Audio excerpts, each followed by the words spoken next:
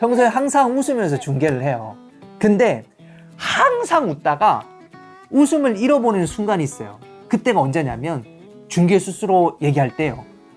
아, 중개사님, 이제 고객은 저한테 얘기하겠죠. 깎아달라는 얘기를 편안하게 얘기 못하니까. 중개사님, 수수료 좀 깎아주세요 하면 저는 그때 처음으로 웃음을 잃어요. 안 됩니다.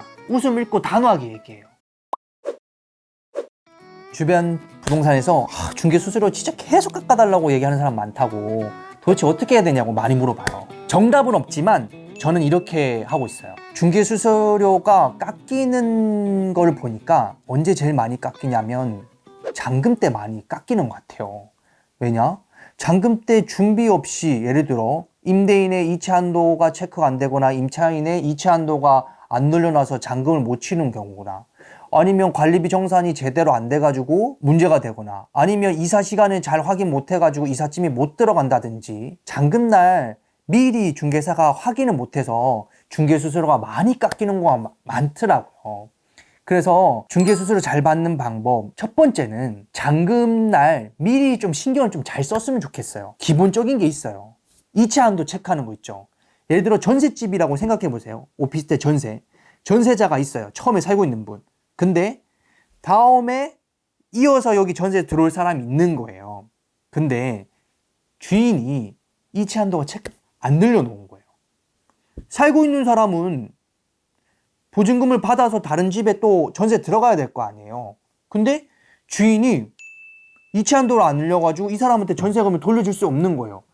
이 새로 들어온 사람은 주인한테 이미 전세금을 줬는데 이 나가는 사람한테 전세금을 못 주는 거예요. 생각해 보세요. 근데 그게 또 끔찍하게 주말이에요. 어떡하겠냐고요. 중개사 잘못이 있나요? 엄밀히 말하면 없죠. 근데 잔금이 스무스하지 않은 거예요.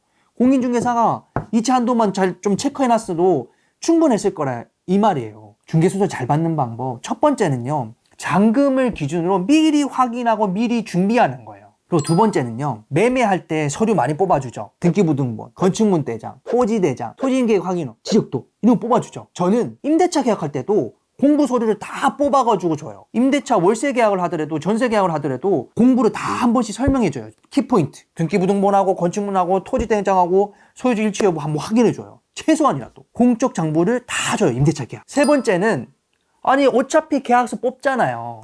특약 작성되어 있잖아요. 저는 최대한 빡빡하게 꽉 채우려고 노력을 해요. 특약사항이에요. 보통은 현 시설물 상태 임대차 계약입니다. 한 줄, 몇 줄 끝내잖아요. 근데 중개수수료를 주는 입장에서 생각해보세요. 이건 뭐 계약서 하나만 띡 써주고 수수료 많이 받는 것 같네? 이런 생각이 또 들 수 있잖아요. 특약 할 때 글자 포인트도 좀 크게 잘 보이게 하고, 그 칸 몇 칸 안 되잖아요. 어떻게든 이거 꽉 채우려고 노력을 한다고요. 이것도 팁 중에 하나예요. 제가 평소에 항상 웃으면서 중계를 해요. 근데 항상 웃다가 웃음을 잃어버리는 순간이 있어요. 그때가 언제냐면 중개 수수료 얘기할 때요. 아, 중개사님, 이제 고객은 저한테 얘기하겠죠. 깎아달라는 얘기를 편안하게 얘기 못하니까. 중개사님, 수수료 좀 깎아주세요 하면 저는 그때 처음으로 웃음을 잃어요. 안 됩니다. 웃음 잃고 단호하게 얘기해요. 웃음을 잃고 단호하게 거절하잖아요. 거절에 약해요, 사람들은. 한번 거절 받으면 또 얘기하기가 힘들어요. 정말로. 웃음기를 빼고 단호하게 얘기한다. 그리고 요거 중요한 거 있어요. 보세요. 중개수수료 청구할 때 어떻게 하고 계세요?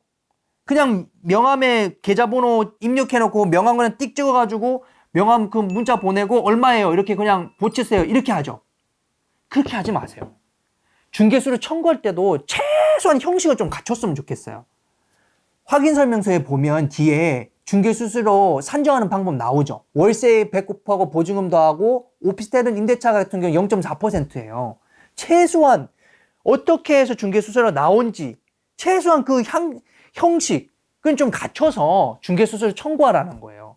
아니, 받는 사람 입장에서 생각해보세요. 그냥 그 명함에 나와 있는 그 계좌번호 하나 딱 보내고 그냥 얼마입니다 붙이세요 하는 것보다 그냥 형식을 좀 갖춰서 요율 산정이 어떻게 되는지 그 계산을 좀 해주고 세금 계산은 되는지 현금 영수는 되는지 안 되는지 그것도 좀 형식을 갖춰서 중개수수료 좀 청구해 줬으면 좋겠어요. 근데 이걸 다 했는데 어떻게든 깎아달라는 사람이 있어요. 그때는 어떻게 해야 돼요? 아까 커피 쿠폰 얘기 한번 했잖아요. 커피 쿠폰. 커피 10잔에 커피 10번 먹으면 한 잔 공짜 준다는 건 뭐냐면 고객한테 10% 돌려주는 거예요. 그 커피집 입장에서는. 중개의 범위. 아메리칸 10잔 먹으면 음료수 하나 공짜 주죠. 고객한테 10% 돌려주죠. 그 범위 내에서 좀 협의하면 좀 도움이 될 것 같아요.